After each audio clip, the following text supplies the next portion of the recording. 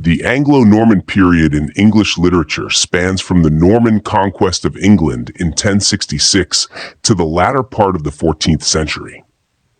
This period is characterized by the influence of the Normans, who were of Viking origin and spoke a variety of Old French known as Anglo-Norman. Here's an overview of key aspects. 1. Language transition. Following the Norman conquest, the ruling class in England consisted largely of Normans who spoke Old French. This led to a significant linguistic shift, and for several centuries, Anglo-Norman and Latin were the dominant languages of literature, law, and administration. Var 2. Literary themes and genres. Romance literature. The Anglo-Norman period is known for the flourishing of romance literature, which includes chivalric tales of knights, love, and adventure. Works like Tristan and Iseult and Sir Gawain and the Green Knight are notable examples. Religious and didactic literature. Religious themes continued to be prominent. Hagiographies, biographies of saints, religious allegories, and moralizing works were common. Notable works include Piers Plowman by William Langland.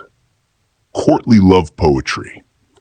The influence of troubadour poetry from southern France gave rise to courtly love poetry, celebrating refined and idealized love often within the context of the feudal court.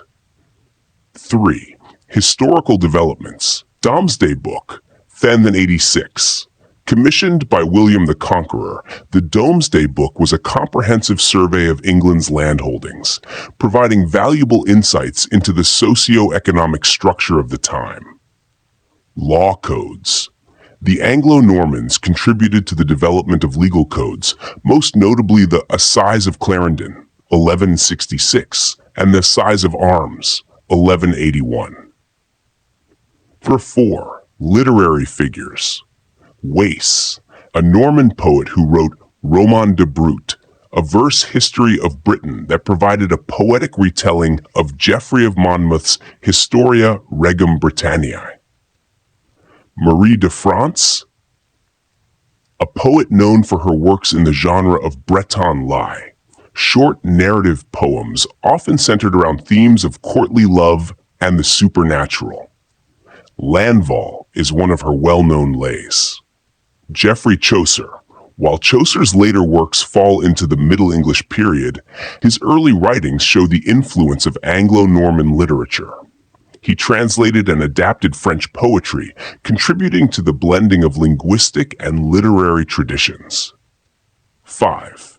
Transition to Middle English. The Anglo-Norman period gradually gave way to the Middle English period as English re-emerged as a literary language.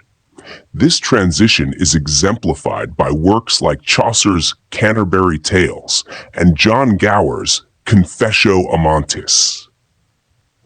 The Anglo-Norman period played a crucial role in shaping the literary landscape of England.